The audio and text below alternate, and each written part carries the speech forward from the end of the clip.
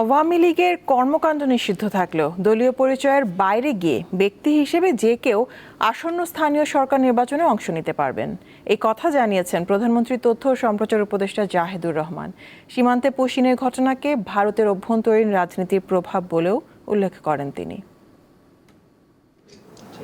সরকারের বিভিন্ন কার্যক্রমের অগ্রগতি নিয়ে মঙ্গলবার সচিবালয়ে নিয়মিত সংবাদ সম্মেলন করেন প্রধানমন্ত্রীর তথ্য ও সম্প্রচার উপদেষ্টা জাহিদুর রহমান। ভারতের পুশিন বাংলাদেশে যেটা করাচ্ছে, এ সময় ভারত বাংলাদেশ সীমান্তে পুশিন সমস্যা নিয়ে সরকারের অবস্থান তুলে ধরেন তিনি। বাংলাদেশের সাথে কোনো একটা টেনশন তৈরির জন্য ভারতীয় সরকার এটা করছে।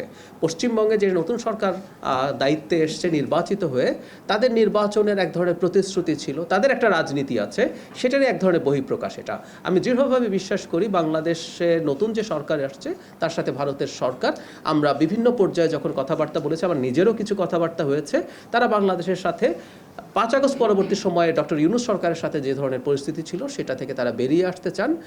দুই দেশই চায় সেটা। সেজন্য আমি মনে করি যে সংকটটা প্রাইমারিলি দেখা যাচ্ছে, এটার একটা সমাধান দ্রুত হবে। পরে স্থানীয় সরকার নির্বাচনে আওয়ামী লীগের নেতাকর্মীরা অংশ নিতে পারবেন কিনা এমন প্রশ্নের জবাবে প্রধানমন্ত্রীর উপদেষ্টা জানান, দলটির কার্যক্রম নিষিদ্ধ রাখার পক্ষে সরকার, তবে দলীয় পরিচয় ছাড়া ভোটে লড়তে বাধা নেই। সংগঠনটা যেহেতু তার কর্মসূচি নিষিদ্ধ আছে, সংগঠন নিষিদ্ধ নেই, কথাটা এরকম না। কর্মসূচি যেহেতু নিষিদ্ধ আছে, এই পোস্ট পজিশন তিনি তো আসলে ব্যবহার করছেন না, তিনি করতে পারেন না।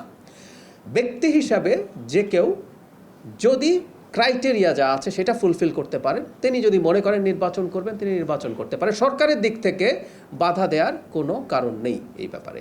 জুলাই গণঅভ্যুত্থানের পর অন্তর্বর্তীকালীন সরকারের আমলে নিষিদ্ধ করা হয় আওয়ামী লীগের কার্যক্রম। এরই ধারাবাহিকতায় চলতি বছরের এপ্রিলে ক্ষমতাচ্যুত দলটির কার্যক্রম নিষিদ্ধ করে সন্ত্রাস বিরোধী আইনের সংশোধনী বিল পাশ করে বিএনপি সরকার। কিভাবে সহযোগিতা করা যায়। রুবায়েত হাসান, দীপ্ত সংবাদ, ঢাকা। মাননীয় স্পিকার।